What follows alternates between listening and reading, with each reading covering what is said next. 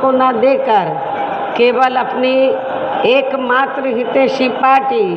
Bahujan Samaj party को ही देना क्यों ज़रूरी है, इसे आप लोगों को समझना होगा। हालांकि इस संदर्भ में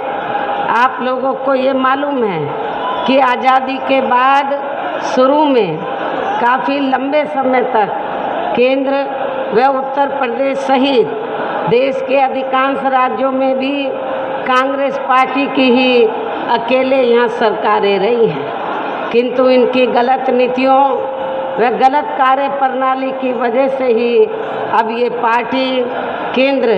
व काफ़ी राज्यों के साथ साथ यहाँ उत्तर प्रदेश की सत्ता से भी बाहर हो चुकी है। इसके साथ ही ये पार्टी ज़बरदस्त जातिवादी होने के कारण शुरू से ही हर मामले में खासकर यहाँ दलित, आदिवासी व अन्य पिछड़ा वर्ग विरोधी पार्टी भी रही है और अभी भी है, जिस कारण केंद्र में रही इस पार्टी की सरकार ने इन वर्गों के मसीहा व भारतीय संविधान के मूल निर्माता परम पूज्य बाबा साहब डॉक्टर भीमराव अंबेडकर को भारत रत्न की उपाधि से भी केंद्र में कांग्रेस पार्टी की रही सरकार ने इनको सम्मानित नहीं किया था, जिसके लिए वो हर प्रकार से पात्र भी थे। इतना ही नहीं बल्कि इनकी मूवमेंट को आगे बढ़ाने के लिए अपनी पूरी जिंदगी समर्पित करने वाले मान्यवर श्री कांशीराम जी के देहांत होने पर भी केंद्र में उस समय इसी कांग्रेस पार्टी की रही सरकार ने उनके सम्मान में एक दिन के लिए भी राष्ट्रीय शोक घोषित नहीं किया था, तथा न ही इस पार्टी की रही सरकार ने पिछड़े वर्ग की आरक्षण संबंधी मंडल कमीशन की रिपोर्ट को भी लागू किया था, जिससे फिर बीएसपी ने अपने कड़े संघर्ष व अथक प्रयासों से केंद्र में रही उस समय श्री बीपी सिंह की सरकार से ही लागू कराया था। साथ ही इसी सरकार में ही बाबा साहब डॉक्टर भीमराव अंबेडकर को भी भारत रत्न की उपाधि से सम्मानित किया गया था। लेकिन अब केंद्र व अधिकांश राज्यों की भी सत्ता से बाहर होने पर यही कांग्रेस पार्टी खासकर दलितों, आदिवासियों व अन्य पिछड़े वर्गों के वोटों की खातिर आए दिन किस्म किस्म की नाटकबाजी करती रहती है, जबकि इन वर्गों के व अन्य और मामलों में भी इस पार्टी की सच्चाई तो ये है कि कांग्रेस पार्टी जब सत्ता में आसीन होती है और इनके अच्छे दिन होते हैं तो तब इस पार्टी को इन वर्गों का विकास व उत्थान आदि याद नहीं आता है, तथा ना ही इनको महिलाओं की भी भागीदारी याद आती है। और यदि कांग्रेस पार्टी ने ये सब कुछ किया होता, वीकर सेक्शन के लिए कुछ किया होता, तो फिर हमें बीएसपी को बनाने की ज़रूरत नहीं पड़ती। इतना ही नहीं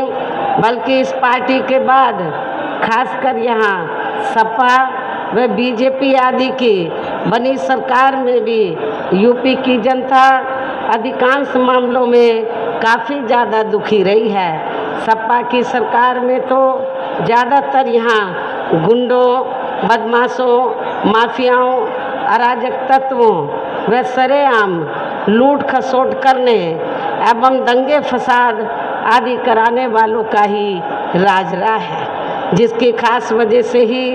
इस सरकार में हमेशा यहाँ तनाव की स्थिति बनी रही है। प्रदेश में विकास के कार्य भी ज़्यादातर यहाँ एक विशेष क्षेत्र व एक विशेष समुदाय के लोगों तक ही सीमित होकर रह गए हैं। खासकर दलितों एवं अति पिछड़े वर्गों के तथा इनके संतों, गुरुओं व महापुरुषों के आदि के प्रति तो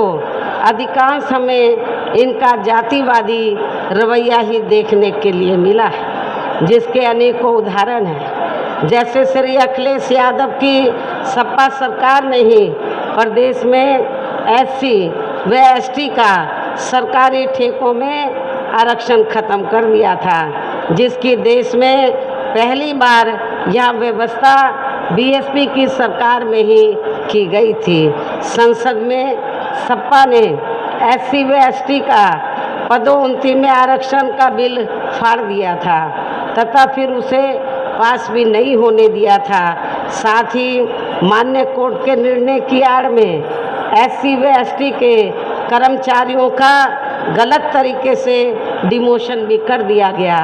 सपा सरकार ने ही SC व ST के छात्रों का विदेश जाकर पढ़ाई करने की योजना को ख़त्म कर दिया। SC व ST के छात्रों का शून्य शुल्क पर प्रवेश समाप्त कर दिया गया। इसके साथ ही इन वर्गों के छात्रों की शुल्क प्रतिपूर्ति पर 60% की बाध्यता लगाकर उनकी छात्रवृत्ति रोकने का भी काम सपा सरकार में किया गया। इसी सपा सरकार ने सरकारी भूमि आवंटन में SC व ST को मिलने वाली प्राथमिकता को ख़त्म कर दिया गया। साथ ही यही सरकार SC व ST की भूमि खरीदने को लेकर नया संशोधन नियम लेकर आई, जिसमें बिना DM की अनुमति के कोई भी उनकी ज़मीन को खरीद सकता है, ताकि फिर इन वर्गों के लोगों की ज़मीन को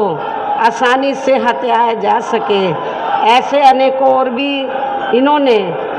विरोधी फैसले लिए। इसके अलावा दलित एवं अन्य पिछड़े वर्गों में जन्मे इनके महान संतों, गुरुओं व महापुरुषों आदि के सम्मान में हमारी सरकार ने जनहित की अनेकों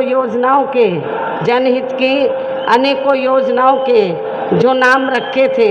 साथ ही नए बनाए गए जिलों, यूनिवर्सिटी व पार्क आदि के जो नाम रखे गए थे, वे सभी अधिकांश सपा सरकार ने बदल दिए, जिसके तहत ही संत रविदास जिले का नाम भी बदलकर भदोई कर दिया गया, जो आपका पड़ोसी जिला है। इस प्रकार से इस पार्टी का इनके प्रति ऐसा है ये प्रेम, इनका असली समाजवाद। इतना ही नहीं बल्कि हमारी पार्टी तो इन मामलों को लेकर ये भी सोच रही थी कि सपा सरकार के हटने के बाद शायद BJP की सरकार सपा के इन फैसलों को ज़रूर बदल देगी, लेकिन ऐसा नहीं हुआ, जिससे सपा की तरह BJP सरकार की भी इन वर्गों एवं इनके संतों, गुरुओं व महापुरुषों आदि के प्रति जातिवादी मानसिकता साफ झलकती है। इसलिए इस चुनाव में खासकर इन वर्गों के लोगों को सपा के साथ साथ BJP को भी सत्ता में आने से इस बार चुनाव में ज़रूर रोकना है। इसी प्रकार भाजपा सरकार की भी, इसी प्रकार भारतीय जनता पार्टी की सरकार की भी नीतियां व कार्यशैली अधिकांश यहाँ जातिवादी, पूंजीवादी एवं RSS के संकीर्ण एजेंडे को ही लागू करने पर टिकी रही हैं, जिससे प्रभावित एवं शिकार हुए लोगों का इस सरकार में सही से विकास व उत्थान आदि नहीं हो सका है। साथ ही इनका हर स्तर पर काफ़ी ज़्यादा शोषण व उत्पीड़न आदि भी किया गया है। धर्म के नाम पर हमेशा यहाँ तनाव व नफरत आदि का वातावरण ही बना रहा है। प्रदेश में अपराध भी काफ़ी ज़्यादा बढ़े हैं, खासकर दलित, अक़लियत व महिलाएं आदि भी इस सरकार में कतई भी सुरक्षित नहीं रही हैं, लेकिन मीडिया में इनके सही आंकड़ों को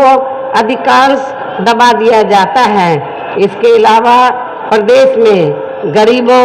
मजदूरों, बेरोजगारों व अन्य मेहनतकश लोगों के साथ साथ दलितों, आदिवासियों, अन्य पिछड़े वर्गों, मुस्लिम एवं अन्य धार्मिक अल्पसंख्यक समाज के लोगों के हित व कल्याण के लिए वर्षों से जो भी यहाँ सरकारी योजनाएं चल रही थी, तो उनका भी इन्हें वर्तमान भाजपा सरकार में सही से पूरा लाभ नहीं मिल पा रहा है। साथ ही दलितों व पिछड़ों को भी अब आरक्षण का पूरा लाभ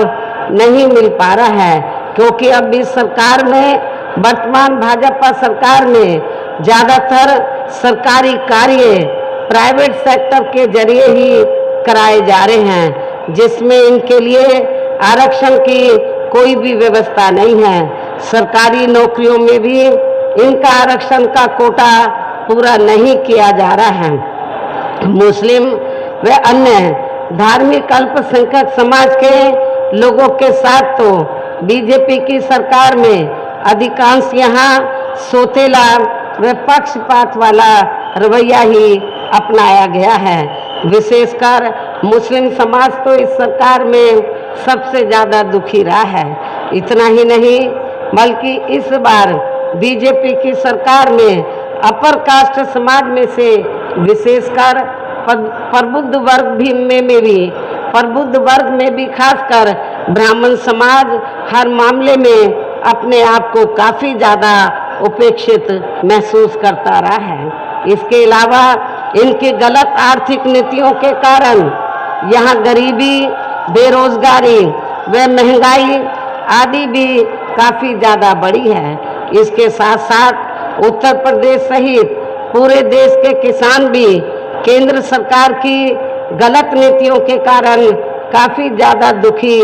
व परेशान रहे हैं और अभी भी हैं। साथ ही प्रदेश में बेरोजगार लोगों को रोजगार नहीं मिलने के कारण ज़्यादातर इनको इस सरकार में भी पलायन करना पड़ा है। जबकि आप लोगों को मालूम है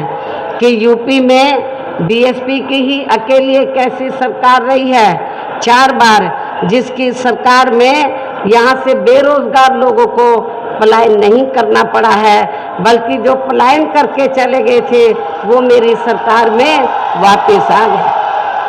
बड़े पैमाने पर